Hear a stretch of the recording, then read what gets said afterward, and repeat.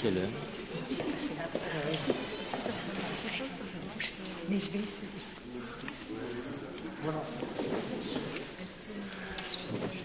Oh, c'est moi, je suis désolé.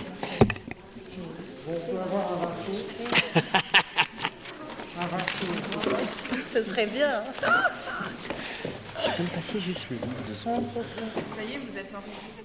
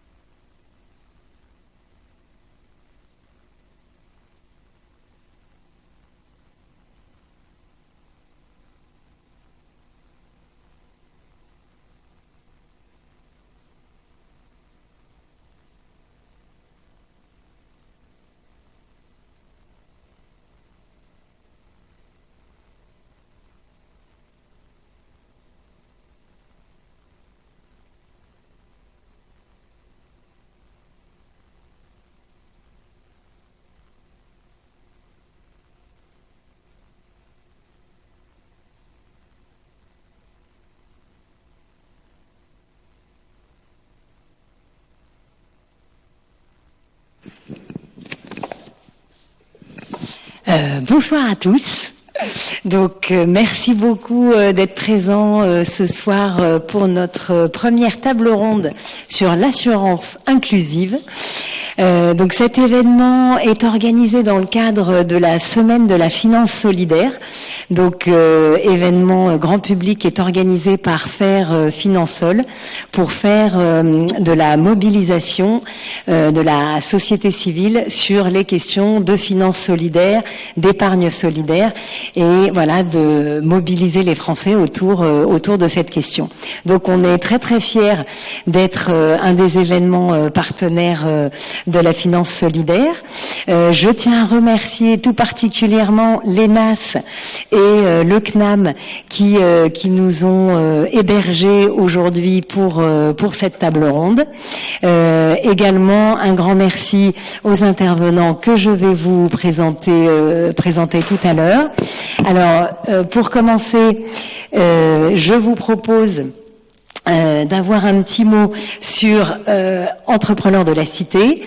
Donc j'ai le plaisir d'être la déléguée générale de la Fondation Entrepreneurs de la Cité, qui est la structure à but non lucratif créée par 6 groupes d'assurance et la Caisse des dépôts pour œuvrer à l'aide et à la protection de personnes exclues du monde de l'emploi et qui créent leur entreprise.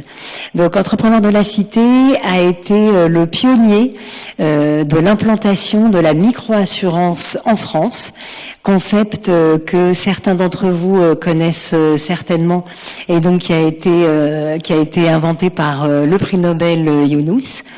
Et donc Entrepreneurs de la Cité a implanté la micro-assurance en France en 2007 pour répondre à une problématique qui est celle du manque de protection et du manque d'assurance de créateurs d'entreprises qui les premières années de leur projet ne s'assurent pas et ne peuvent pas, pour différentes raisons qu'on va expliquer tout à l'heure, ne peuvent pas accéder à l'assurance. Donc Entrepreneurs de la Cité a accueilli depuis sa création en 2007 25 000 créateurs d'entreprises, dont 8 000 ont pu bénéficier des solutions de micro-assurance. Donc le thème de micro-assurance aujourd'hui est en train de se transformer en assurance inclusive.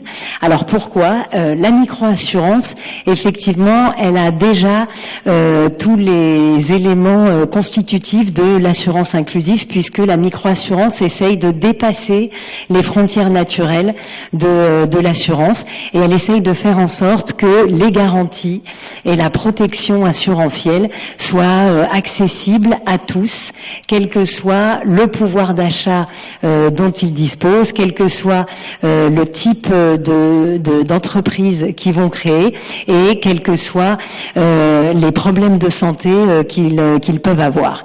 Donc c'est vrai que la micro-assurance, en ce sens, est une assurance tout à fait inclusive et on a voulu étudier dans quelle mesure l'assurance inclusive pourrait justement être un modèle pour l'assurance de demain et pour le fameux monde d'après dont on parle si souvent. Donc pour étudier cette question, nous avons le plaisir de recevoir donc Marc Nabet. Alors Marc Nabet, en plus d'être secrétaire général de la Fondation Entrepreneurs de la Cité, est directeur digital et innovation de Van Men Consulting, et il nous fait le plaisir aujourd'hui d'être présent car il vient de sortir un livre sur l'assurance inclusive et aux éditions de l'Argus. Donc il nous en parlera tout à l'heure. Violaine Bergouin. Donc Violaine Bergouin est une des entrepreneurs qui a été accompagnée par la Fondation Entrepreneurs de la Cité. Elle va nous raconter son histoire tout à l'heure. Et le regard de Violaine va nous permettre justement de venir nous expliquer comment au quotidien sur le terrain l'assurance inclusive peut permettre d'aider les entrepreneurs dans leur projet. Hicham Chad, notre second entrepreneur accompagné par Entrepreneurs de la Cité, qui a créé t-shirtminute.com que nous vous invitons à aller découvrir et donc est une société d'impression de textiles sur du coton bio qui est basée à Paris dans le 12e et qui a maintenant déjà 7 années d'existence. Et enfin, François-Xavier Albouy, qui est directeur de recherche à la chaire Transition démographique, Transition économique, qui est aussi le créateur, si je ne me trompe pas, de la revue Risque, et qui est un expert en micro-assurance, puisqu'il a travaillé de longues années chez Positive Planète et chez Malakoff Médéric sur toutes les questions de micro-assurance. Il est également membre de l'Observatoire de l'imprévoyance. Donc, je voulais juste dire aux personnes qui nous regardent en live que si elles veulent poser des questions, elles peuvent les envoyer par SMS au 06 42 21 18 19. Et je suis désolée, on ne dispose pas d'un système qui permet un chat en direct. Mais c'est pour ça qu'on vous propose de poser vos questions en direct à ce numéro. Et à la fin de la table ronde, on pourra remettre les questions à nos intervenants. Voilà. Je vous laisse le numéro de téléphone. Donc, la première question qu'on a envie de poser à nos deux experts et à nos deux entrepreneurs, c'est qu'est-ce que ça veut dire exactement d'être inclusif. Donc, si la question de l'inclusion, quand elle vient dans le débat, c'est parce que on pense a priori qu'il y a une exclusion sur le secteur de l'assurance. Alors, il y a 96% des Français qui sont assurés en complémentaire santé. Il y en a le même pourcentage qui ont une assurance habitation ou une assurance auto. Donc, la question, c'est quel est l'état de l'exclusion en assurance en France et par rapport au monde. Donc, Marc, je te propose de commencer sur ce sujet. Alors, est-ce qu'on m'entend bien ? Non. Alors, plutôt que parler de l'inclusion en tant que telle, on va parler de l'assurance inclusive et on va revenir un peu à des définitions. La première qui a été apportée notamment par Laurent Debré, donc qui est le président de la Fondation Entrepreneurs de la Cité de la CFDP Assurance, qui est membre fondateur de la Fondation, me semble tout à fait pertinente. Et je dis pas ça parce qu'il est président, c'est simplement, elle mérite d'être citée. C'est l'assurance inclusive, à la question qui lui est posée, il répond, l'assurance inclusive, c'est la volonté de rendre accessible des offres d'assurance à une partie de la population qui ne s'assure pas ou peu, par manque de moyens financiers, de connaissance des risques ou d'une situation de non-assurabilité. L'assurance inclusive, c'est ne laisser personne à l'extérieur du cercle de la protection. Donc je pense que c'est déjà cette notion de mutualisation la plus large possible et de ne laisser personne en dehors de l'assurance privée ou de la protection sociale qui, on va le voir, est déficiente dans bien des zones grises de l'assurance. Une deuxième définition, et après j'arrête avec ces définitions, qui rejoint celle-ci, c'est l'Association internationale des contrôleurs d'assurance, donc dont fait partie la CPR, et qui réfléchit sur ces questions depuis des années. Donc pour l'Association internationale des contrôleurs d'assurance, c'est tout produit d'assurance destiné au segment de marché exclu ou mal servi en général, plutôt que ciblant exclusivement les pauvres et les personnes à faible revenu dans une acception étroite. Et ça, je dirais, derrière cette définition, c'est intéressant parce que au tout départ de la naissance de la microassurance, on entendait beaucoup microassurance, assurance des pauvres. Et on se rend compte que naturellement, la pauvreté, elle n'est pas forcément statique, loin s'en faut, elle est aussi dynamique. Il y a des gens qui rentrent en pauvreté et qui sortent de la pauvreté, et quand on rentre en pauvreté, il y a aussi un lien assez étroit avec les risques et la vulnérabilité. Et je dirais que l'assurance inclusive, avant même de définition, c'est comment elle répond à ces enjeux de vulnérabilité qui ne sont pas adressés quelque part par les assureurs ou la protection sociale. Et ça renvoie un peu à l'état du monde sur lequel on pourrait revenir. c'est que les chiffres, alors en 1978, 95% des cotisations mondiales étaient payées par environ 15%, 14% de la population mondiale. Hein, c'est à peu près les chiffres, hein, François-Xavier. C'est-à-dire c'était la population de l'Amérique du Nord, d'Europe de l'Ouest, le Japon et l'Océanie. Ensuite, progressivement, il y a un basculement qui se fait vers l'ASEAN, donc les pays d'Asie du Sud-Est, et aussi bien entendu la Chine qui bouleverse un peu la répartition, puisque actuellement on est à environ 70% des cotisations mondiales qui sont payées par cette partie du monde, 14%. Mais vous voyez que concrètement, et encore en Chine, derrière le fait que c'est 10% du marché mondial, en réalité, quand on regarde l'indicateur qui est la prime par habitant, la cotisation par habitant, la densité d'assurance, en fait, elle est moyennement très faible. Hein. Ça signifie trop rien de dire 10% de marché mondial. Il faut regarder plus en finesse les chiffres. Et donc, on se rend compte qu'en réalité, dans les pays émergents et en développement, il faut partir du principe que c'est environ 90% des populations, environ 80 à 99% des populations qui n'ont aucune couverture d'assurance privée. Alors vous allez me dire, oui, mais ils ont une protection sociale, mais en fait, la protection sociale, le Bureau international du travail considère que 55% de la population n'a aucune protection sociale, la population mondiale, et environ 75% en a une très faible. Donc c'est-à-dire que dans tous ces pays du Sud, émergents, en développement, moins avancés, c'est environ 80% à 99% de la population qui n'a aucune couverture d'assurance et aucune protection sociale. Alors on va dire en France, et j'arrêterai là, on reviendra là-dessus, en France oui, mais derrière ces chiffres, 96% ont une complémentaire santé ou NMRH, est-ce qu'on est bien assuré ? Est-ce qu'on est mal assuré ? Ça, c'est sur des sujets sur lesquels on reviendra largement, et on verra que la prévoyance, notamment, c'est aussi un parent pauvre de la protection sociale et de l'assurance privée. Merci beaucoup Marc pour ce panorama. Je pense que ce serait intéressant qu'on reparle un petit peu dans le monde justement de l'état de l'assurance inclusive. François-Xavier, juste sur l'état des exclusions en assurance, est-ce que là-dessus il y a des évolutions et des éléments qui te semblent importants à relever ?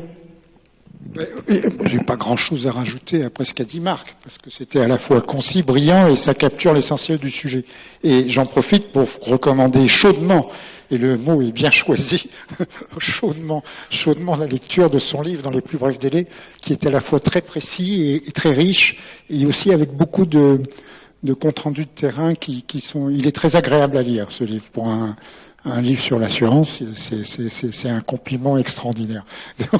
Donc, qu'est-ce qu'on peut dire ? On peut dire, d'abord, la finance est exclusive. Le private equity, les instruments de la finance sont exclusifs, ils ne sont pas inclusifs. La distribution des patrimoines fait que la finance est exclusive. Bon, ça c'est un peu une lapalissade. On peut aussi dire que le principe de l'assurance, c'est quand même la sélection des risques. Quoi qu'on en dise, et on a tous fait de l'assurance de marché classique, le principe numéro 1 pour arriver à l'équilibre, c'est de sélectionner les risques, quel que soit le domaine, ce qui ne facilite pas toujours l'inclusion. Et puis, la troisième chose qu'on peut dire, c'est que on assure que ce qui a de la valeur. C'est bien le problème. Or, le pauvre n'a pas de valeur. Donc on a du mal à assurer le pauvre. Non seulement il n'a pas de valeur, mais en plus il n'a pas de revenus. Ça devient quand même un peu limite. Donc on se réfugie, on met un voile pudique et on dit « Ah ben ça c'est du domaine de la protection sociale ». Mais comme tu nous l'as très bien rappelé, 70% de la population mondiale n'y a pas accès. Bon, and so what ? Ça veut dire que 70% de la population mondiale ne peut pas financer sa santé. Pour une planète qui sort de 2 ans de pandémie, de Covid, d'un truc absolument incroyable, le fait que la question posée par Marc soit pas prioritaire à l'Assemblée des Nations Unies est une erreur historique majeure. La question aujourd'hui dans le monde, c'est l'accès au financement de la santé. C'est bien parce qu'il y a une déficience qui est mondiale, mais qui est tragique, qui fait que on est une planète je dis Moyen-Âge, mais au Moyen-Âge, je pense qu'on était un peu plus évolué que nous, mais peu importe, mais qu'on est vraiment dans un état de sous-développement intellectuel et pratique de la finance internationale qui est terrible. Après, est-ce qu'il faut faire un débat micro-assurance, finance inclusive. J'aime beaucoup le terme de finance inclusive, il est global, et je vais vous dire pourquoi tout de suite. J'aime bien le terme de micro-assurance aussi, c'est parce que il a conquis ses lettres de noblesse de haute lutte, et puis je me souviens d'une conférence, je sais plus où David Dror, qui est un maître un peu pour nous tous, un journaliste américain qui se disait mais pourquoi vous appelez ça micro, ça dévalorise. Il avait dit mais Microsoft, c'est bien une petite entreprise de chez vous. Et donc ça avait été. Mais dans beaucoup de pays, le terme micro-assurance est passé. Ici, il est créé avec le temps des institutions. Elles sont pas assez développées, etc. Mais enfin, il y a quand même quelque chose. Donc, je suis pour qu'on consolide ça et qu'on le mette dans l'assurance inclusive. Je suis assez d'accord. Pourquoi l'assurance inclusive est plus large? Mais parce qu'il capture des réalités pratiques chez nous, ici en France. Regarde, si on prend les contrats de prévoyance, par exemple, prévoyance collective. Bon, voilà. Et puis on regarde tout ce qui n'est pas couvert par ces contrats. Et je ne vais pas vous faire la liste parce que c'est hallucinant. C'est hallucinant.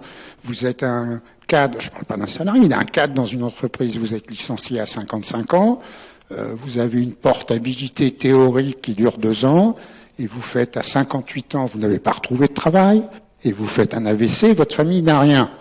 Alors qu'on est le pays où on a le plus en termes de PIB, etc., la protection sociale, on en crève, les gens prennent pas de risques, enfin, tu es un fonctionnaire. Il y a des gens qui sont pas du secteur de l'assurance. Est-ce que tu peux rappeler un contrat prévoyance? Qu'est-ce que ça protège exactement? Alors ça, c'est très intéressant parce que c'est un des trucs les plus intelligents de l'assurance.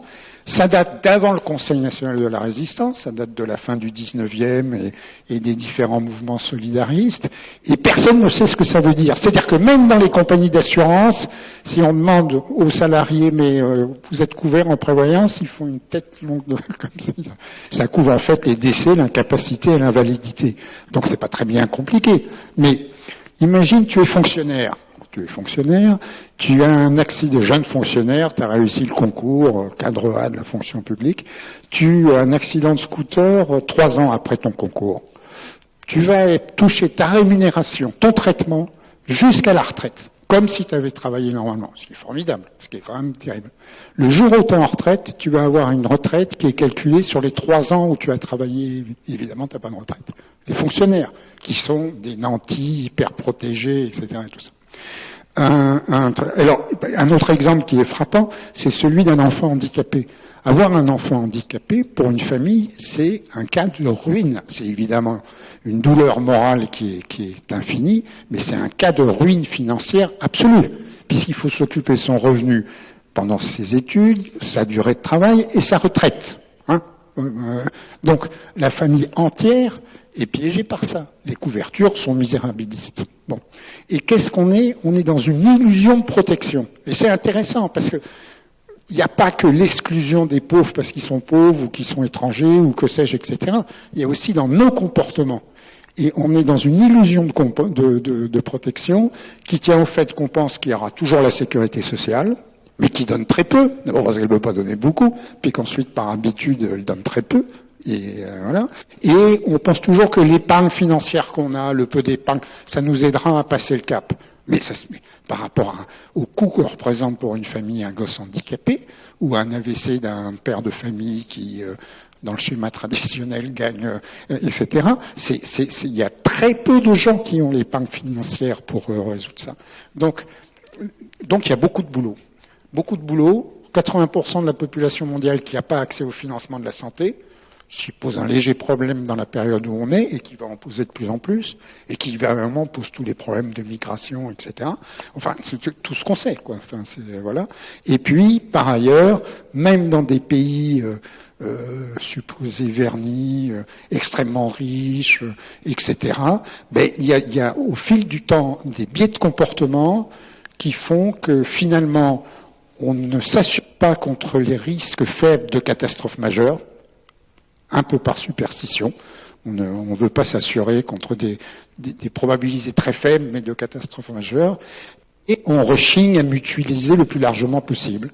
Et c'est donc ça le thème que nous invite à réfléchir Marc. Alors la solution, elle est Il y a beaucoup de boulot, il n'y a pas une solution unique, il n'y a pas un modèle qui sortirait, mais il y a la nécessité pour les générations qui viennent de bien prendre la mesure de ce défi, parce que nonobstant, on est quand même beaucoup ici à partager le fait que l'assurance est un métier formidable. C'est une des plus belles idées économiques, sociales et politiques du 19e, 20e, enfin ce qu'on veut, 21e siècle. C'est une idée d'avenir.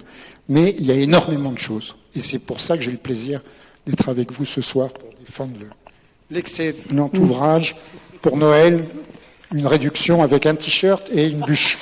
Vegan, la bûche. Merci François-Xavier. Excellente transition. Alors justement pour voir au quotidien l'assurance inclusive, comment elle peut accompagner en fait des personnes avec certaines difficultés dans le montage de leur projet. Je voulais peut-être donner la parole à Hicham qui effectivement a créé son entreprise donc en 2013 et peut-être Hicham dire un mot sur avant de créer ton entreprise, voilà, quel a été ton parcours après tes études et qu'est-ce qui t'a poussé à devenir entrepreneur et quels sont les obstacles que tu as dû surmonter? Alors, tout d'abord, bonjour à tous. Je vais vous raconter un petit peu ma vie en quelques minutes. En effet, donc après mon bac, j'ai décidé de faire de l'alternance. Pour faire de la théorie et notamment aussi faire également du terrain. Et je me suis aperçu au fur et à mesure que je suis considéré comme une personne handicapée. Donc j'ai le statut de travailleur handicapé et c'était vraiment difficile de trouver à chaque fois un travail en alternance. Et donc je suis rentré dans une société au bout de 5 années. Et dans cette société-là, des salariés que je côtoyais tous les jours, j'ai entendu qui disaient en gros j'en ai marre que cet handicapé nous vole notre travail. À partir de là, donc ça m'a fait réfléchir, ça m'a fait cogiter un petit peu au niveau mental, moral et autres. Et je me suis lancé en me disant voilà, il faut que je crée ma société, il faut que j'aille de l'avant et il faut que j'avance. Et en gros, donc j'étais parti de rien, donc avec aucun capital.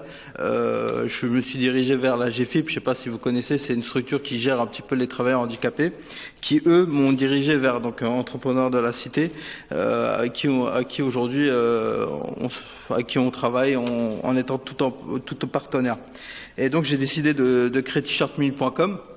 Avec un capital assez minime, donc la GFIP nous a aidé aussi à donner un petit peu de sous pour mettre en place ce capital.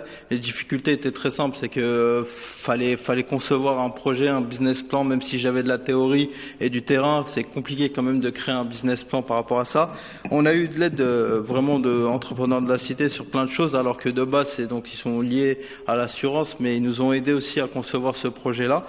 Et durant 3 ans, ils nous ont offert aussi la possibilité, à mon associé et moi, d'aller de l'avant et de créer donc T-shirt Minute. Aujourd'hui, ça fait 7 années qu'on est là. On est beaucoup placé sur Internet. On avance. Et aujourd'hui, il n'y a plus cette relation entre client entreprise, client assurance. C'est vraiment des partenaires avec qui on travaille. Et je crois qu'on fait partie du mot inclusif vraiment aujourd'hui. Voilà, Yat. Ma petite partie. Quand même, Hicham, si tu peux raconter un petit peu plus sur l'évolution de ton entreprise, quels ont été, qui t'a financé, quels ont été les partenaires qui t'ont aidé sur tout ce parcours?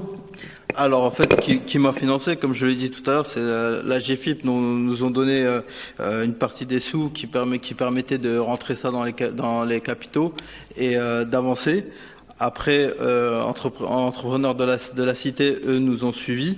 Il y avait aussi une société, je me rappelle plus du nom, ça date depuis, qui était dans les ressources humaines, qui nous ont aidés aussi à vraiment créer un vrai projet, à étudier le marché du textile, la personnalisation textile, et on s'est mis à fond dedans. Et moi, je vous cache pas. Certes, il y a le handicap, mais c'est un défaut moteur, c'est une responsabilité haute, comme l'a dit tout à l'heure François-Xavier. Mais pour moi, c'est une force.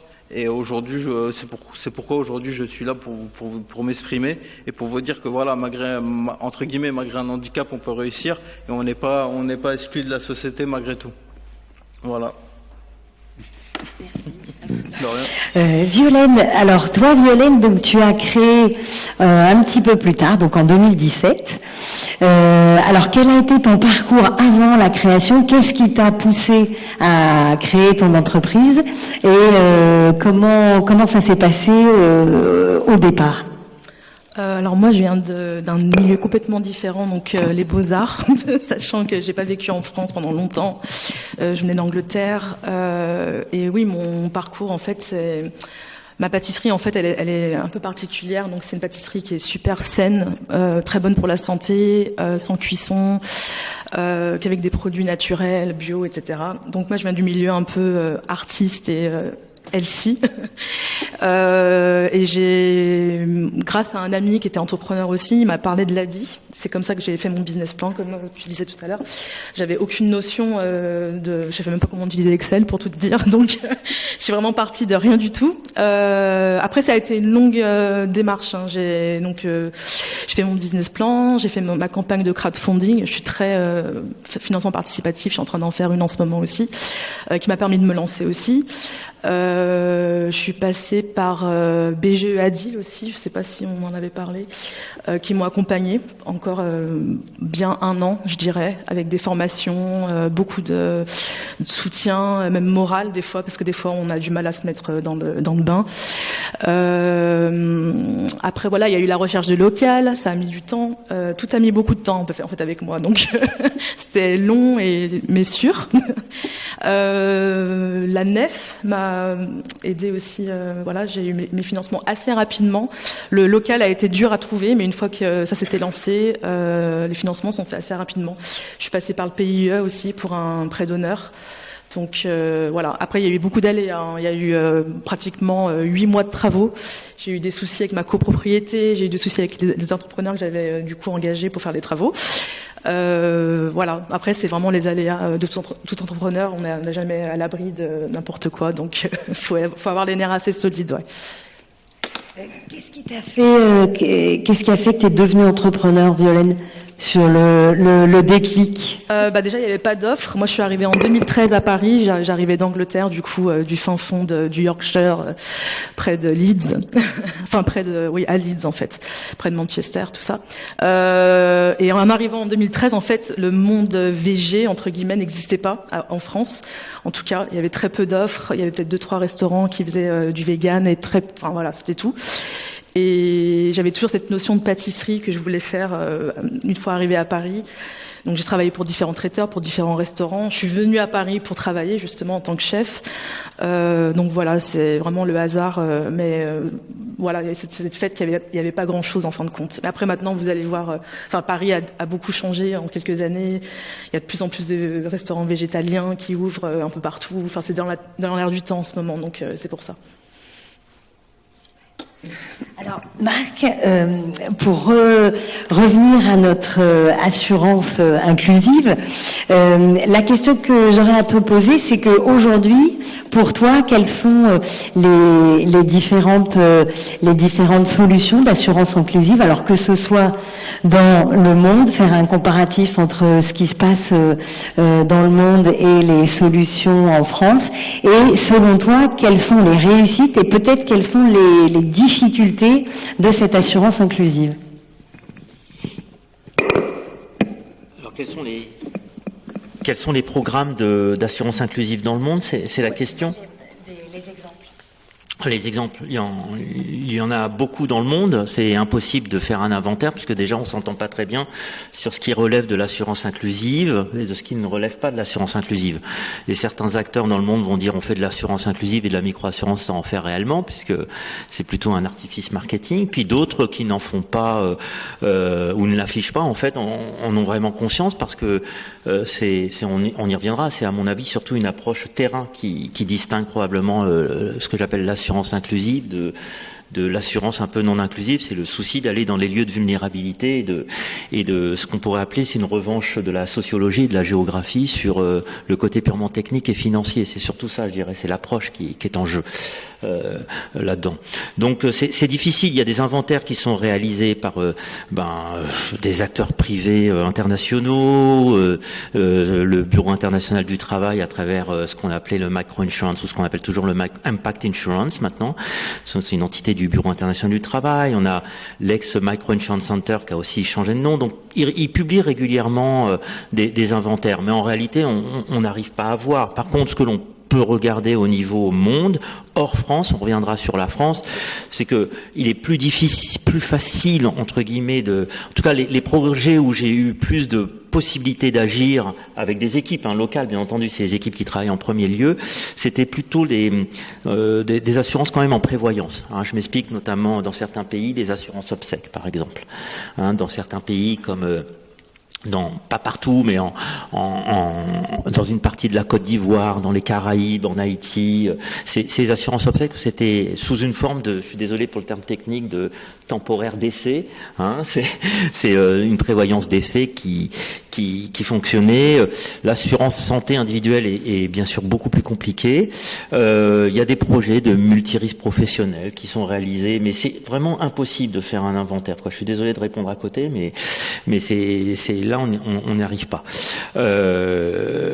Maintenant, dans le livre, je fais un inventaire de certains programmes, des statistiques, etc., mais il faut les prendre bien sûr avec beaucoup de précautions. En France, il n'y a pas 36 acteurs. Il y a la Fondation Entrepreneurs de la Cité, qui a été créée en 2007. Il y a l'ADI qui fait aussi quelque chose, qui est à la fois partenaire de nous-mêmes, mais qui propose aussi ses propres programmes. La fondation, c'est la multirisque professionnelle en premier lieu. Je pense que c'est d'ailleurs, ce serait intéressant d'entendre Violaine et Hicham là-dessus.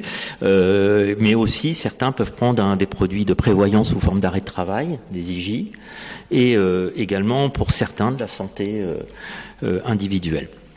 Ça, c'est la Fondation Entrepreneurs de la Cité. Ensuite, on a donc l'ADI, qui propose, eux, de l'auto, l'assurance automobile, parce qu'on s'est rendu compte que, naturellement, quand on est en entrepreneur, on n'est pas entrepreneur et particulier. Vous aimez bien utiliser votre automobile aussi, c'est votre outil de travail pour certains, et c'est pas que je rentre chez moi puis je deviens un particulier, je suis plus un entrepreneur. Donc, ils font de l'auto et de la multirisque professionnelle aussi. Et puis il y a Wacam qui est un acteur beaucoup plus récent, et ça Timothée qui est parmi nous pourrait bien sûr parler des projets qu'ils font et des programmes qu'ils font, plutôt dans le collectif, Timothée. Sur de la micro-assurance, assurance inclusive. Je dirais ces trois acteurs. Puis on a des acteurs un peu périphériques qui font des choses quand même, comme Crésus, qui fait des choses. Puis je crois que Habitat et Humanisme aussi réfléchit sur plutôt la question du locatif. Et enfin, c'est des questions qu'on ne se pose pas et qu'on ne sait pas poser, c'est aussi le rôle historique des mutuelles et d'acteurs de proximité, est-ce qu'ils font de la micro-assurance, l'assurance inclusive ou pas, quelque part, y compris la question du livre 3, qui relève pas forcément de l'assurance, naturellement c'est le livre 3, là aussi je suis désolé, je suis un peu technique, mais les assureurs reconnaîtront ce que c'est, mais est-ce qu'ils font pas aussi historiquement de l'assurance inclusive et de la micro-assurance et vers quoi ils évoluent ou pas? C'est autant de questions qui devraient se poser. Donc là aussi on se rend compte qu'en fait les frontières sont pas aussi étanches que ce que l'on imagine. Et Marc, sur les enjeux justement de l'inclusion en assurance, est-ce que selon toi, quelles sont les principales difficultés pour un assureur, alors bien sûr pour des petits acteurs comme nous, de devenir justement plus inclusif? C'est quoi les freins? Alors, ils sont nombreux, mais on peut les lever.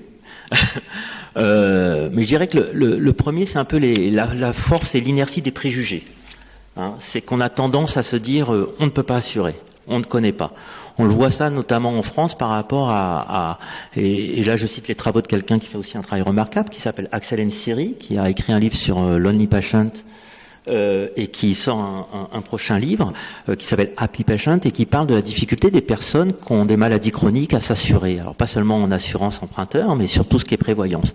C'est vrai qu'on a des multitudes de questionnaires santé qui datent d'années, mais de plusieurs années, de décennies, mais qui tiennent pas du tout compte des évolutions médicales et des progrès médicaux. Donc et du coup, la difficulté des fois que l'on a, et moi-même dans mon métier, parce que je travaille d'abord dans l'assurance, l'assurance inclusive c'est une partie, mais je suis d'abord dans l'assurance, c'est toujours de se dire, certes on n'a pas de statistiques actuellement, mais essayons d'avancer, ne basons pas nos modèles sur des modèles qui ont déjà 20-30 ans. On se moque beaucoup de ce qui s'est passé en Afrique par rapport aux garanties qui étaient basées sur des tables statistiques de 1960-1964, encore ces derniers temps. Ces dernières années, c'est que depuis quelques années qu'on se dit non, c'est plus les mêmes statistiques avec le temps, c'est plus les statistiques de l'ancien pays colonisateur, qu'il soit français ou anglais ou autre. Là, je dirais la difficulté, c'est de se dire il faut creuser, il faut chercher. J'aurais tendance moi, il y a très très très longtemps, j'étais ingénieur chimiste. La recherche et le développement faisait partie vraiment de l'ADN de ce secteur. En assurance, c'est que récemment que la notion de recherche est un peu plus valorisée. Or, l'assurance, c'est pas que technique, c'est pas que financier, c'est sociologique, c'est culturel, c'est politique, et qu'il faut toujours être à l'affût de ce qui se passe. Et donc, je dirais, la première tendance, c'est comment on réfléchit un petit peu autrement pour trouver des solutions par rapport à des zones qui sont de fait moins bien couvertes ou pas couvertes du tout. Donc je dirais c'est déjà ça. Et la première difficulté, donc, c'est d'avoir des fois des dirigeants ou des directeurs ou des managers qui se disent ouais, j'ai envie un peu de bousculer les choses et de changer, d'être impertinent d'une certaine façon.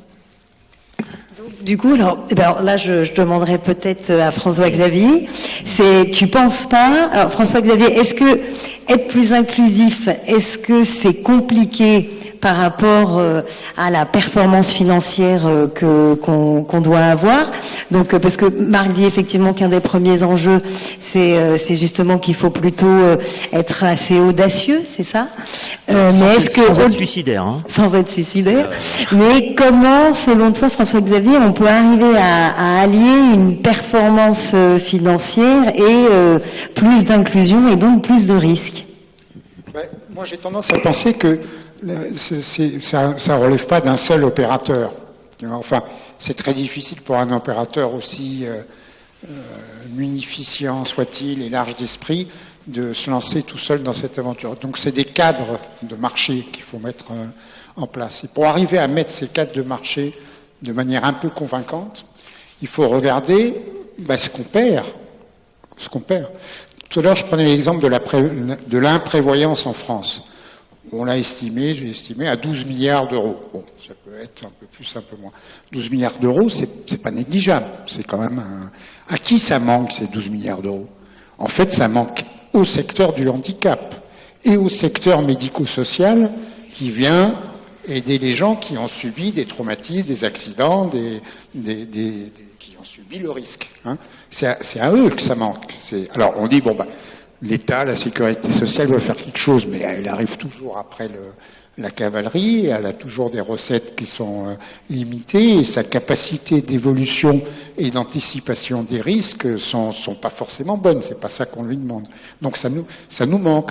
Et quand on regarde la situation du handicap entre l'Allemagne et la France, et tu l'évoquais tout à l'heure, mais il y a quand même une distance entre des pays comme les pays du Nord, où ça c'est financé, et financé dans le dur, par de l'impôt, de la protection sociale ou de l'assurance inclusive, au sens mutualiste que tu évoquais, et puis des pays plus latins que nous, où c'est la famille qui vient pallier à ces difficultés, plus ou moins bien, et en France, où c'est un mélange des deux, mais qui finalement est pas satisfaisant pour les très grands risques, et pour les très grandes catastrophes. Revenons en Afrique 30 secondes. Nous, en micro-assurance, avec Anne, qui est dans la salle, et Dominique aussi, et on a développé des solutions d'assurance récolte. Tu vois, ça consiste à couvrir les crédits de campagne d'un producteur. Il emprunte 100 pour acheter des graines, des semences, des machins, des fertilisers, que sais-je. S'il n'a pas récolté 150 ou 200, il est ruiné. Donc, soit il se débrouille pour sortir de son épargne, soit au bout de 2-3 fois, s'il n'y a pas plu pendant 2-3 ans, eh ben, il quitte son lopin de terre et il rejoint la ville. Et puis si ça continue, il prend une caisse à savon et il traverse la Méditerranée. Enfin, je caricature, mais c'est à peine une caricature. Et à qui ça manque cet argent? Ben, aux pays africains en question. Dans un pays africain d'Afrique de l'Ouest, et tu me contredis si je dis une bêtise, 60% de la population est d'origine rurale, elle travaille en zone rurale, 50 à 60% de la production du PIB vient de l'exportation de matières agricoles, à peu de choses près, et moins de 5% des crédits à l'économie, c'est-à-dire des investissements, reviennent au secteur agricole. Donc ça ne peut pas marcher. Il ne peut pas y avoir de processus d'accumulation, d'amélioration. Le type, il ne peut pas commencer à emblaver 1 hectare, puis emblaver un 2e hectare l'année d'après pour arriver à 3 hectares et s'acheter un motoculteur et ainsi de suite. Tu vois, s'il y a pas ça. Donc, ce manque d'assurance, ce manque de protection, ce manque de solidarité mutuelle, il coûte à l'économie du pays énormément. Absolument énormément. C'est en retard de développement. Il faudrait faire un jour, ça pourrait être un sujet de thèse d'un gamin de master de l'IFAGE, mais ça serait intéressant de montrer le coût en retard de développement du manque de l'assurance récolte. Et c'est la même chose sur l'assurance santé. C'est peut-être même un peu plus criant. Parce que si tout se passe bien, il a sa récolte, mais qui peut pas soigner ses enfants, sa petite fille ou son... Ben, qu'est-ce qu'il fait? Il est obligé d'aller en ville, ou il est obligé d'envoyer l'aîné traverser la Méditerranée pour aller en Europe, ou enfin, comment il fait quand on ne peut pas soigner les gosses? Donc, c'est des réalités pratiques qui manquent pour permettre une accumulation du savoir, du capital, de l'économie. Hein. Et que ça soit en Europe, en France, ou que ça soit en Afrique, le problème, il est le même. On est dans le protection gap, disent les anglo-saxons, l'expression est très belle, le manque de protection, et alors il y a des littératures importantes là-dessus, et c'est ça la réponse à ta question. Mais juste François Xavier, une petite question. Ce protection gap, comment on peut faire pour le financer quand même? Donc ça veut dire que pour toi, il faut qu'il y ait une solidarité plus importante. Alors c'est quoi? C'est l'État? Là, il faut des cadres de marché. Il faut dire, les règles, on change les règles de la prévoyance collective en France et en Europe. Et on tient compte du fait qu'aujourd'hui, les personnes handicapées, fort heureusement, ont une espérance de vie qui a augmenté et qu'elles existent à la retraite. Et on évolue. Rends-toi compte, je parle beaucoup de la prévoyance parce que je trouve ça fascinant intellectuellement et c'est un truc, c'est avant le Conseil national de la résistance. C'est 1905, le ministère du Travail, la création, etc. et tout ça. C'est donc quelque chose de très vieux, qui était très audacieux à l'époque, et très intelligent. C'est quand même protéger les familles des ouvriers contre le décès du père. Et puis on l'a complètement perdu de vue. On a oublié de le faire évoluer. Donc il faut faire évoluer les cadres de marché. Deuxièmement, en Afrique, j'ai pas la solution à tout, mais si on réfléchit en termes de cadres de marché, on se dit que les financements bancaires doivent être plus consacrés au financement de l'agriculture, ça paraît prioritaire et une évidence, et qu'ils doivent comporter de manière inclusive des protections sur l'assurance récolte et l'assurance santé pour les personnes qui vivent en zone rurale, et que ça doit constituer. Il faut trouver des incitateurs fiscaux, règles de solvabilité, règles de provisionnement, etc., qui permettent d'arriver à un certain réalisme là-dessus. Mais faut pas voir tout en noir. Ça progresse énormément par rapport à il y a 20 ans, dans la compréhension des choses à faire et dans les solutions. Il y a par exemple des pays comme l'Inde ou le Pérou, et probablement d'autres que tu cites dans ton livre, j'ai oublié, mais qui ont eu l'idée de dire, tiens, on va demander aux opérateurs financiers, aux banquiers, et aux assureurs, ceux qui ont pignon sur rue avec des sièges sociaux de 30 étages, on va leur faire payer une taxe s'ils ne développent pas des produits inclusifs. Pas mal ça. Eh ben, ça a vachement marché. Du coup, comme ils sont quand même très malins, ces assureurs et ces banquiers, ils ont monté des produits qui sont à la fois solvables et intéressants pour les clients, et ils ont développé des solutions pour leurs clients. C'est un cadre de marché qui amène ça. Et on n'est pas obligé ni de nationaliser, ni de créer un régime de dictature de je ne sais quel ordre, on peut très bien faire évoluer, donner des indicateurs au marché pour qu'il aille sur les vraies problématiques. Les vraies problématiques, c'est des vrais risques qui concernent des vrais gens. Et alors justement sur les vraies problématiques, on vient de passer, on n'en est pas encore complètement sorti, mais une période complexe liée au Covid qui a bouleversé quand même le monde entier.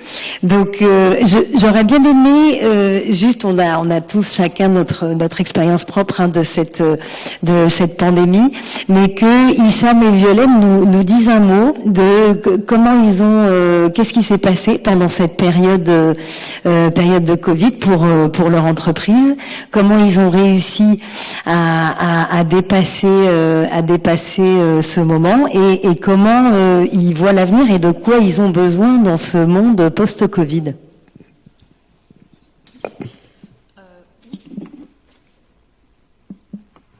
Moi, du coup, j'ai pas vraiment fermé. J'ai fermé peut-être 3 semaines parce qu'on n'avait pas le droit de faire beaucoup de choses en mars 2020.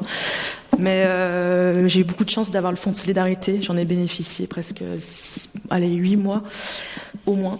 Là, j'y ai droit encore un petit peu, mais bon, un peu moins quand même. Depuis janvier 2021, c'est un peu plus compliqué, voilà. Donc, vous aussi, vous m'avez. Du coup, moi, j'ai été assurée chez Entrepreneurs de la Cité dès le départ. Je l'ai pas cité tout à l'heure, désolée.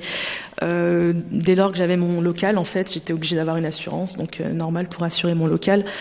Et c'est vrai que pendant le Covid, vous aviez été, très présent.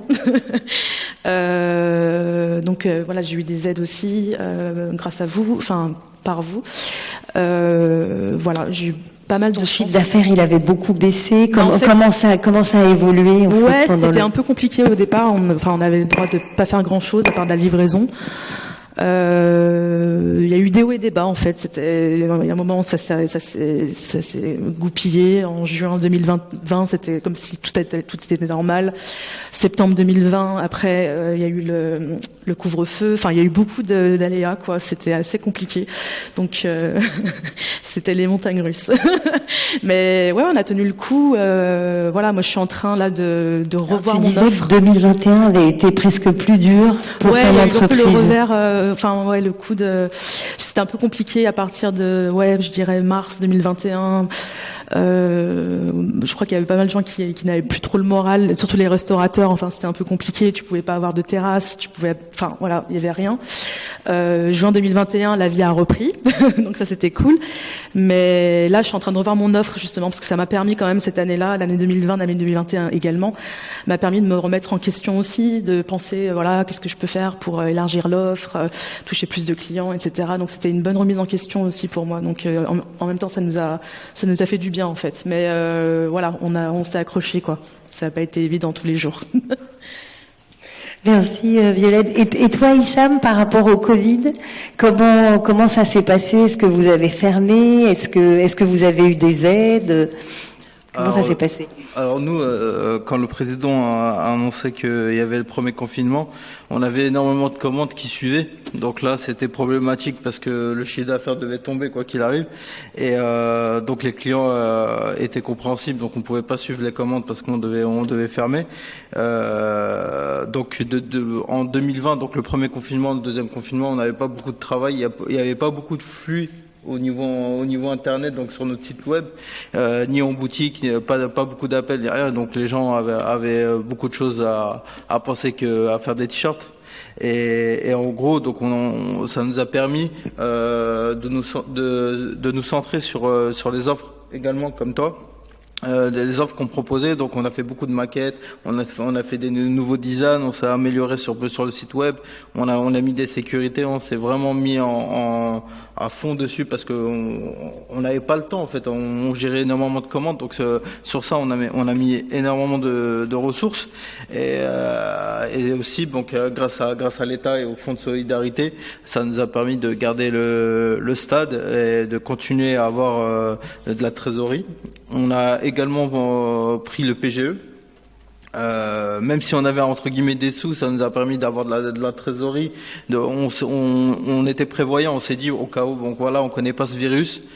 on préfère avoir des sous, on sait jamais s'il y a une 3e, 4e, 5e ou 6e vague, au moins on a de l'argent de côté pour continuer à survivre financièrement et payer bien sûr le propriétaire, parce que les loyers, fallait les payer, donc faut rester aussi correct dessus.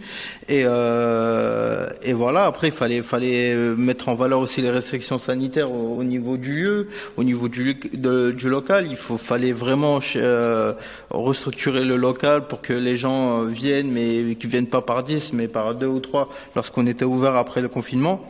Et par contre, nous, c'est en 2020 où le chiffre d'affaires a vraiment baissé, et en 2021 où ça a vraiment augmenté. Donc après, c'est l'éducation aussi qui fait que ça a permis aux clients d'être compréhensibles, c'est l'avantage, et de s'améliorer par rapport à ça. Mais notre chiffre d'affaires, il a vraiment augmenté en 2021 en fait. Voilà. Après, concernant le Covid, plus ou moins, on était un peu comme tout le monde. Fallait suivre les directives du gouvernement et on n'avait pas le choix de faire autrement, quoi. Voilà, Yep. Merci, Hicham. Alors, Marc, par rapport à cette période de Covid, est-ce que, pour toi, quelles vulnérabilités ont peut-être été renforcées, quelles sont les conséquences, selon toi, pour notre secteur, notamment? Bon, la question est trop large, et pertinente, mais très très large. D'abord, la question, est-ce qu'on apprend vraiment des crises comme cela? Je ne sais pas. Je ne sais pas si on apprend aussi rapidement les leçons des crises qui ne sont pas d'ailleurs finies. On pense qu'il y a eu peut-être plus d'impact sur la prévoyance, justement, et notamment par rapport au TNS, les travailleurs non salariés, les créateurs d'entreprises, sur l'importance de s'assurer par rapport à l'indemnité, comme à l'interruption de travail, l'arrêt de travail, y compris en cas d'accident, etc. Mais en fait, il y a débat là-dessus. On ne sent pas non plus une explosion des couvertures de prévoyance chez les TNS. L'impact, je me demande à ce jour, alors certes, il y a quand même un impact qu'il faut souligner, c'est la santé mentale. La santé mentale, c'est le premier facteur qui explose, mais dans la revue L'Esprit, je pense que c'est assez intéressant, il disait que finalement, ce n'était que dans la continuité d'une société qui était déjà fatiguée, avant même le Covid, et que la santé mentale a des impacts qu'on ne mesure pas encore, à mon avis, bien sûr, chez les personnes isolées, les personnes âgées qui ont beaucoup souffert aussi de l'isolement, les jeunes, c'est les deux populations qu'on cite souvent, puis d'une façon générale, tous ceux qui ont du mal à gérer cette incertitude. Et donc, qui dit santé mentale dit qu'est-ce qui va se passer aussi en termes d'impact physiologique, etc. Et je vais vous donner un petit exemple par rapport à ça. La santé mentale sur le côté physiologique, il semblerait que dans certaines études consacrées à l'économie du bonheur, on va me dire pourquoi ils parlent de ça alors qu'on parle du Covid, mais les personnes qui connaissent le chômage ont une probabilité en Pennsylvanie de décéder dans l'année 50% de plus que les autres. Que le chômage entraîne une surmortalité dans les 5 à 10 années chez les populations qui éprouvent le chômage, qui déconstruit un peu l'idée que les personnes chômeurs, etc., veulent pas travailler, etc. Non, en réalité, c'est un impact psychologique et social majeur. La Covid aussi, c'est-à-dire on ne sait pas encore à ce stade quel va être l'impact de la Covid au niveau déjà en France. Je parle sur la santé mentale et tout ce que ça signifie dans les structures sociales, familiales, économiques, etc. Donc à ce stade, on manque de recul. L'impact, il est surtout politique, là, à mon avis. Et ça, c'est une vraie question, parce que moi, je suis toujours partisan, on va dire, du juste milieu, privé, public, complémentarité, etc. Mais vous voyez bien que les débats sur la grande sécu ne tombent pas non plus. C'est pas une coïncidence quand même ce sujet. Et force est de constater, comme vous nous l'avez dit, les mots qui étaient frappants, c'est l'État, les pouvoirs publics. Et ça, je dirais que c'est un peu assez spectaculaire, puisque pendant longtemps, on disait l'État n'a pas les moyens, l'État n'a pas les moyens, etc. Et puis tout d'un coup, il y a eu de l'argent magique.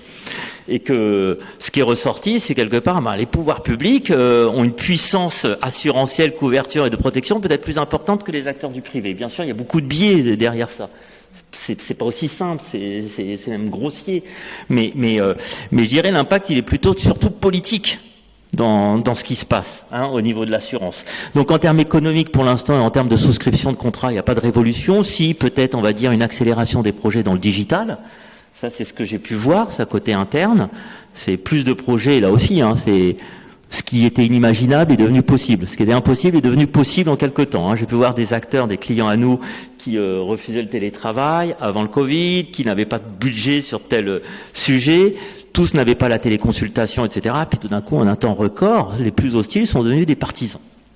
Donc il y a des impacts internes, et puis il y a des impacts externes, y compris politiques et autres. Mais sur le marché, la répartition prévoyance, santé, etc., je sais pas, je pense qu'on manque de recul là-dessus. Et sur le digital, Marc, justement, dans quelle mesure le digital, selon toi, est un des outils qui peut contribuer à renforcer l'inclusion en assurance? Et parce que c'est vrai qu'il y a beaucoup, et c'est très dans les pays en voie de développement, le digital est énormément utilisé. Est-ce que nous, en France, c'est aussi un facteur d'inclusion, ou est-ce qu'au contraire, le digital peut développer l'exclusion? Ouais.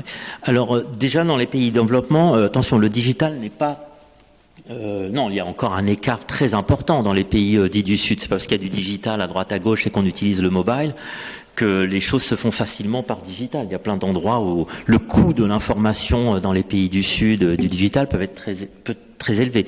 Ensuite, c'est ce que j'ai pu voir moi-même en Haïti ou ailleurs, c'est que les gens se méfient quand même pas mal du digital et du mobile et du prélèvement, etc., parce qu'ils ont l'impression que c'est opaque et qu'il leur faut une preuve physique. Même des gens préfèrent payer en liquide encore en allant dans les agences. Ils peuvent le faire, mais ils n'ont pas confiance. Ils ont besoin d'une preuve tangible, matérielle, un reçu. C'est ce que j'ai pu voir notamment en Haïti lorsque j'ai travaillé il y a 2-3 ans sur la souscription par téléphone portable. Pas des téléphones portables, la souscription par téléphone portable, par mobile. Maintenant, au-delà de ça, c'est le digital, c'est comme Janus, en mythologie, c'est le côté positif et négatif. Le bon côté et le mauvais côté. D'abord, le bon côté, c'est qu'a priori, ça va permettre de réduire les coûts de gestion et d'acquisition. Et qu'on l'a vu qu'au niveau de la fondation, la possibilité de faire des avenants par rapport à la multirisque professionnelle a été possible grâce au digital. Les gens ont massivement 80% continuer, et que de plus en plus le canal digital permet à vous tous de pas se déplacer forcément en agence, ce qui ne veut pas dire qu'il faut fermer les agences, mais peut-être les agences les réorienter un peu autrement, mais que du coup il y a plein d'activités que vous pouvez faire à distance, presque 7/7, 24/24 dans certains actes. Ça c'est le côté très positif à terme, et puis il y a des progrès technologiques très forts en intelligence artificielle, dans le domaine de la santé, qui ont aussi forcément des impacts sur l'assurance maladie à terme. Ça c'est le côté positif du digital. Le côté négatif, je dirais 2 choses. Tel que je peux le percevoir maintenant, c'est que sans garde-fou, ça peut devenir extrêmement dangereux. Je m'explique, l'exploitation des données de santé. Il y a eu pas mal de scandales aux États-Unis en 2013, à la Commission Rockefeller, où les données de santé étaient utilisées par des courtiers qui les revendaient à des industries pharmaceutiques pour des personnes qui avaient été victimes de souffrances psychiques et physiques importantes. Et donc, c'était vendu sur la place publique, on les utilisait et on ciblait les populations pour des raisons purement mercantiles. Donc aussi, dans le digital, le danger, c'est les biais. Il y a tout un travail qui est réalisé aussi, l'assurance, est-ce qu'elle deviendra inclusive, c'est les biais que l'on introduit dans les algorithmes, avec est-ce qu'il ne faut pas une algorithmie éthique. On voit qu'on a pu exclure au nom d'algorithmes des certaines populations, et c'est pas nouveau, c'est pas propre au digital. En 1890, un grand statisticien américain d'origine autrichienne considérait qu'il ne fallait pas assurer les Noirs. Pourquoi? Aux États-Unis, parce que les populations noires avaient une mortalité plus importante que les blanches. Et lui, il disait donc, par définition, les populations noires n'étaient pas assurables. Ce qu'il ne mesurait pas, c'est que ils avaient plus de mortalité parce que les conditions sociales, politiques, les discriminations étaient beaucoup plus fortes. Donc c'était pas la population noire qui voulait. Mais lui, il avait décidé quelque part dans une algorithmie d'exclure massivement toute la population noire de l'assurance qui était de la compagnie Prudential. Donc on pourrait très bien reproduire ce type d'exclusion statistique en créant des paramètres qui sont extrêmement discriminants et fondés sur du racisme, sur des préjugés, etc. Donc derrière le côté puissance des algorithmes, il y a aussi un danger dans l'éthique des algorithmes. Je ne sais pas si je suis clair, précis sur ce sujet. Ça c'est le deuxième danger que l'on peut avoir. Donc je dirais de toute façon on va vers le digital. Nous-mêmes nos enfants ils naissent dedans. Donc c'est incontournable. Maintenant, il faut faire attention à ce que le digital ne remplace pas le lien social et la parole. C'est un sociologue, et je terminerai là-dessus, c'est Dominique Volton, qui est un sociologue de la communication, qui explique que plus on est dans une société quelque part sans parole, alors je travestis un peu ces mots, d'incommunicabilité, plus on a tendance de se réfugier vers la technologie. Et c'est ce qu'on voit dans les organisations. C'est comme si la technologie allait nous affranchir de la relation humaine et de sa difficulté, parce que c'est pas facile la relation humaine. Et il explique qu'au bout d'un moment, on rencontre le mur des réalités. Et moi-même, en tant que consultant dans les projets que j'ai, des projets plutôt simples peuvent échouer parce qu'il y a un problème de communication très important dans les organisations, entre les directions, les départements. Puis des projets beaucoup plus complexes qu'on arrive vraiment à bien traiter parce que les gens savent se parler et savent communiquer. Donc le digital, c'est un moyen. Et le prendre comme une fin en soi, c'est comme on pensait que la science au 19e siècle, à travers le positivisme, allait apporter le salut de l'humanité. On s'est rendu compte que la science peut sauver, peut tuer. Maintenant, c'est un progrès. Michel Marc, je vais devoir t'arrêter. Salut. Non, pour passer à la dernière partie de notre table ronde, on s'est posé la question comment l'assurance inclusive peut-elle devenir un modèle pour le secteur de l'assurance.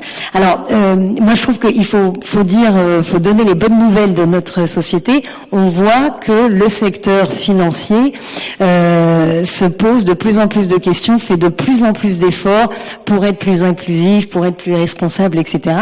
Donc François-Xavier, la question que je voulais te poser, c'est justement toi, comment tu vois tous ces mouvements de RSE, d'entreprise à mission, etc. Est-ce que tu penses que justement c'est un fabuleux outil pour développer encore l'assurance inclusive, et est-ce que du coup le secteur est sur le bon chemin? Merci, oui, moi je crois. Reprenons l'exemple du Covid, si tu veux bien. Finalement, qu'est-ce qu'on a appris avec le Covid? Je suis d'accord, le monde d'après c'est un peu une fiction, mais qu'est-ce qu'on a appris? D'abord, il y a une extraordinaire nouvelle, c'est qu'on a identifié le virus en moins de 8 jours et trouvé un vaccin distribuable et distribué en moins de 9 mois. Ce qui est, mais hallucinant, à l'échelle des temps historiques. On nous rappelle toujours la grippe de 1916, la fameuse grippe espagnole qui a fait plus de morts que la guerre de 14-18, etc. On a mis 60 ans à trouver un vaccin stable et fiable et efficace contre la grippe. D'ailleurs, il faut se faire vacciner, je vous le rappelle. mais c'est vrai. Et on a mis plus de 60 ans. Donc le sida, c'est pareil. On a mis plus de 20 ans à trouver une thérapeutique. Là, on l'a trouvé en quelques mois. Alors après, il y a des problèmes logistiques, etc. et tout ça, mais c'est quand même un progrès formidable. En creux, ça donne l'exigence qu'il faut bien assurer les gens contre la santé. À une époque où la médecine ne s'est pas soignée, que les gens soient assurés ou pas, c'est pas très grave. Mais à partir du moment où on rentre dans une époque où, grâce aux technologies, à tout ce que tu veux, la médecine s'est de plus en plus soignée, il est donc important de donner accès à la médecine à l'ensemble de la population. Il y a là, ça c'est la première chose. La deuxième chose, c'est en capitalisme responsable, après une crise pareille, quand on est responsable, c'est-à-dire on se pose la question de comment on va affronter la prochaine crise. C'est pas. Or, on a des outils. Par exemple, en assurance, on a un outil qui est la garantie perte d'exploitation. Tu vois, arrêt de travail à cause d'un événement majeur. Alors bon, on a tous dit c'est pas couvert, c'est exclu des clauses, mais demain, il faut bien s'y préparer. Il faut bien s'y préparer parce que demain, on va en avoir besoin. Puis qu'au bout d'un moment, des assureurs et des réassureurs de santé qui font des bénéfices extraordinaires les années où il y a des pandémies, il n'est pas totalement impossible qu'au bout d'un moment, ça énerve un peu les gens, ça agace les populations et ainsi de suite. Donc, la responsabilité, c'est de s'y préparer. On n'est pas totalement désemparés. On sait par exemple que s'il y a un excédent de lits de réanimation disponibles dans une région, ben, les durées de confinement sont plus courtes, donc les pertes d'exploitation sont plus courtes. Il y a des pays qui ont eu l'astuce, je sais pas, l'astuce historique de faire en sorte que les hôpitaux sont soit de nature publique, soit ils relèvent d'assurances mutuelles, ils appartiennent largement à des assurances mutuelles. Et eux, avec plus de lits de réanimation disponibles que nous, on en avait en France avec nos conflits sempiternels sur je te rembourse tes lunettes, mais quand tu es malade, enfin bon, tous les trucs qu'on connaît, on va pas les... Donc on a des moyens de devenir responsable sur un risque aussi énorme et massif. Alors évidemment, il faut travailler un peu et changer les manières de regarder les choses, mais ça vaut quand même le coup de s'y intéresser, c'est majeur. Et puis dernier point, un capitalisme responsable, il n'est pas simplement bio ou organique ou écolo. C'est pas possible, ça. J'ai envie de dire, c'est plus possible. C'est très bien. Mais demain, il faut que le coton que tu utilises, il soit bio, et c'est très important, l'eau, etc. C'est absolument essentiel. Mais il faut aussi, parce que les consommateurs l'exigeront, il faut aussi que les producteurs de coton puissent s'assurer contre la santé, enfin contre la maladie, et ainsi de suite, et que ça soit inclus dans le sujet, quitte à augmenter un peu le prix du t-shirt. Tu vois, c'est ça un capitalisme responsable. C'est un capitalisme qui accompagne, enfin, les risques et les populations humaines et qui trouve des moyens de protection à la hauteur des risques qu'affrontent les populations humaines. Donc oui, évidemment, c'est une bonne nouvelle. Enfin, on est peut-être allé un peu trop loin dans l'autre sens. Un terrain d'application qui est valable pour l'Europe ou pour l'Afrique, ça peut être par exemple du private equity local. C'est peut-être ta prochaine activité, je sais pas, mais d'entrepreneur de la cité. Mais si on réfléchit, en France, on a des territoires, comme on dit, où il y a des retraités, bon, voilà, qui ont un peu d'épargne. Beaucoup en ont quand même, enfin par rapport aux jeunes, ils ont du patrimoine financier, ça c'est sûr. Elle est placée en assurance vie, qui comme chacun sait rapporte pas grand-chose, mais a l'immense avantage de pouvoir être totalement liquide et d'en sortir rapidement, et tout le monde est content. C'est complètement idiot. Peut-être que dans le village où ils sont, il faut investir dans une pharmacie, ou dans le stock de la pharmacie, pour qu'un pharmacien puisse exploiter la pharmacie, et que c'est extrêmement important pour la convivialité, tout ce que tu as souligné, c'est pas que du lien digital, il faut aussi pouvoir parler à la pharmacie, etc.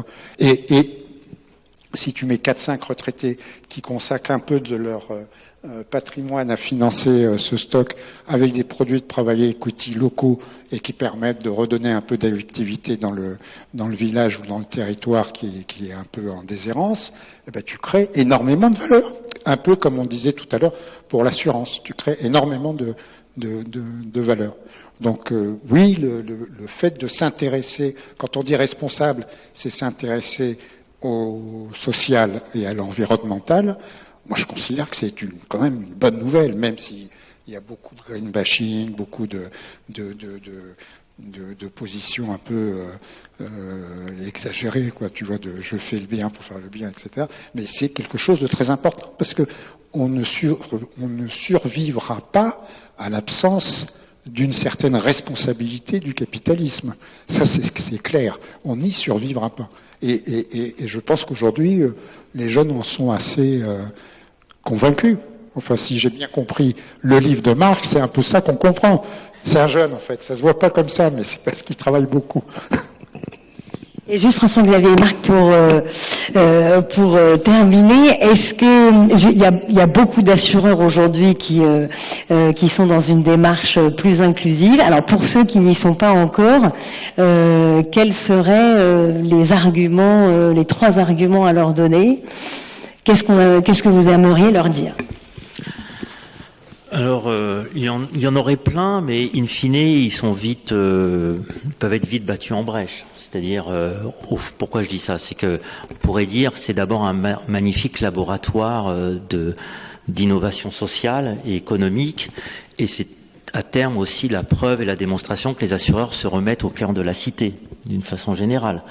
C'est-à-dire que très bien, il y a une concentration du secteur, des acteurs gigantesques qui se mettent en place, mais avec le risque de plus connaître ce qui se passe sur le terrain. Et comme je le disais tout à l'heure, c'est que ce qui m'a profondément marqué dans la différence de mes activités entre l'assurance inclusive et l'assurance tout court, c'est que je n'ai pas lancé un programme d'assurance inclusive tant dans les pays émergents qu'en France sans faire des focus group auprès des populations, des assurés potentiels, en interrogeant les réseaux de distribution potentiels sur la perception des risques, la priorisation des risques, sur les procédures à mettre en place, sur le type de garantie qui pouvait faire sens, sur la communication pour les atteindre, sur la création de la confiance, etc.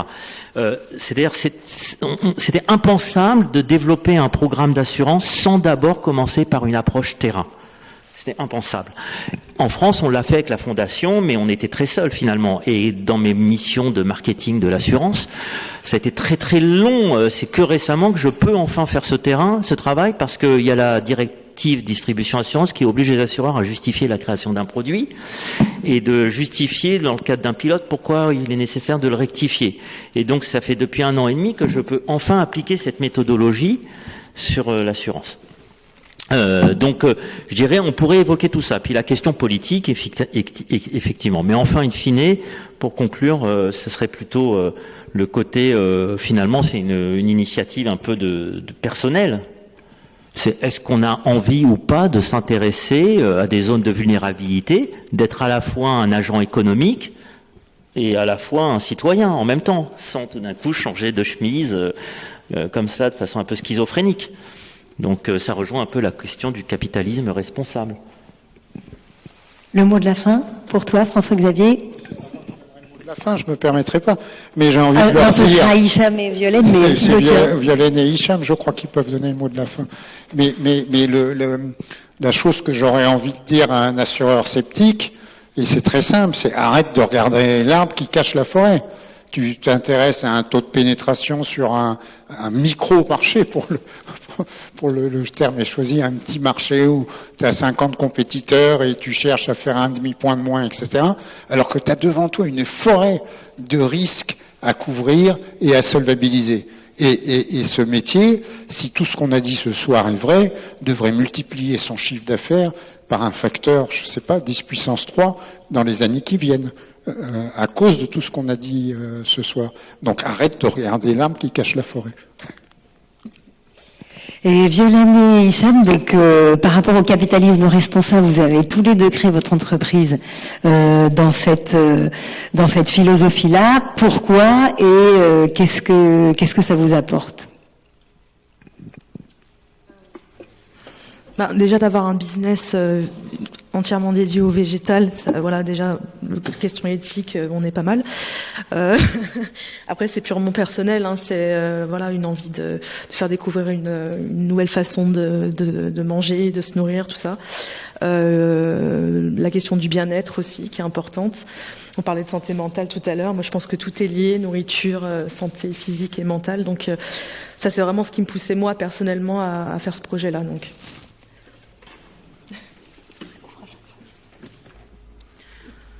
Pour ma part, je rejoins un peu tout le monde dans tout ce que vous avez dit. Pour T-shirt Minute, nous de base, on voulait vraiment placer nos t-shirts sur le coton bio. Donc c'est une forme, je pense, une forme éthique et assez responsable dans un premier temps. Mais au début, lorsqu'on a commencé avec la société, on avait vraiment du mal à trouver des bons fournisseurs qui respectent la charte qu'on voulait et nos valeurs également. C'était très difficile parce que vous aviez des fournisseurs qui vous disaient en gros on a du t-shirt bio, mais quand on leur posait des questions sur le système logistique de ceux qui créent les t-shirts et autres, leur santé mentale comme disait François-Xavier tout à l'heure, etc., personne ne pouvait nous répondre. Donc on en a trouvé un avec qui on travaille depuis des années qui nous a prouvé de A à Z que leur système logistique et leur système de production suivait une certaine éthique, et surtout sur le fait que voilà, il y a le coton bio qui est généré, de la façon comment est généré le coton bio, sachant que c'est bio, mais il y a énormément de litres d'eau qui sont utilisés et on ne sait pas trop si c'est réutilisé ou pas. Et ça nous a vraiment permis de choisir ce fournisseur-là parce qu'il y a des équipes européennes qui sont au Bangladesh, au Portugal, en Roumanie, etc. et qui gèrent cette partie-là. Et c'est aussi, on voulait aussi sûrement grâce à la force de mon handicap et autres, penser un peu aux travailleurs, donc en disant voilà, on veut pas que les enfants travaillent, vraiment on a imposé des chartes et des valeurs qui ont fait qu'aujourd'hui on travaille qu'avec ce fournisseur-là et que ça se passe super bien, et ça a permis aussi à T-shirt Minute de continuer pendant 7 ans. Et comment vous expliquer, il y a aussi, c'est lié aussi donc au côté responsable, parce qu'il y a le développement durable aussi qui est important, l'assurance est haute, mais ça a permis aussi, comme a dit François Xavier, pour certaines assurances, d'évaluer et d'augmenter leur chiffre d'affaires aussi. Fois, je sais pas combien. Voilà. Disons, on peut l'applaudir. Merci. Oui, merci beaucoup à tous. Donc, pour ceux qui sont avec nous en présentiel, on va pouvoir aller boire un verre, sauf s'il y a une question ou deux. On est un petit peu en retard, mais est-ce que... Alors, oui.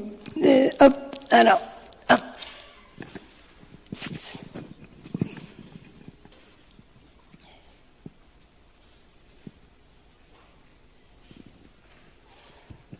Oui, bonsoir, merci pour toutes ces interventions très riches. J'avoue être mal à l'aise avec le titre de la table ronde, l'assurance inclusive, un modèle pour l'économie de demain. J'ai eu un peu l'impression que on était parti un peu dans un parallélisme des formes, l'assurance, la micro-assurance avec la microfinance, la microfinance qui était un moyen extra-institutionnel pour essayer de financer des micro-projets, et peut-être que la micro-assurance pourrait être dans le même veine. Et en fait, en entendant l'ensemble de vos interventions, je me disais, mais ce que vous décrivez, ce sont des carences de l'assurance. Vous parliez de prévoyance, on n'a pas parlé de dépendance, mais enfin on pourrait. Finalement, est-ce que l'objectif, ça pourrait pas être justement de rendre l'assurance plus inclusive plutôt que d'essayer de faire un nouveau modèle?